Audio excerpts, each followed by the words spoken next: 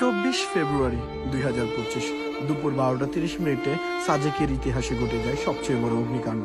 যে অগ্নিকাণ্ডে পুড়ে ছাই হয়ে যায় 35টি রিসোর্ট এবং আংশিক ক্ষতি হয় 3টি রিসোর্টের। এর মধ্যে ছোট বড় আরো 22টি দোকান পুড়ে যায়, 60টি রেস্টুরেন্ট পুড়ে যায় এবং স্থানীয় 35টি পরিবারের বসতবাড়ি পুড়ে যায়।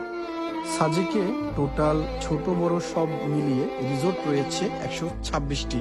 এর মধ্যে এই অগ্নিকাণ্ডে ক্ষতিগ্রস্ত হয় 38টি। সাজেকের আর্মি চেকপোস্ট থেকে শুরু করে গির্জার আগ পর্যন্ত এই অগ্নিকাণ্ড চলতে থাকে।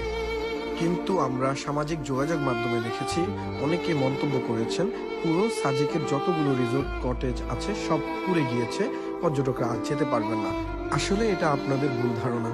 ভিডিও শুরুতে আপনারা যে ক্লিপটি সাদা কালো অংশ দেখেছিলেন, মূলত সেই অংশটি পুড়ে গিয়েছে। এরপর বর্তমানে এই যে রঙিন ক্লিপটি দেখতেছেন, এই অংশটুকু সম্পূর্ণ ভালো আছে, মহান সৃষ্টিকর্তার অশেষ সহমতে এবং আপনাদের ভালোবাসায়।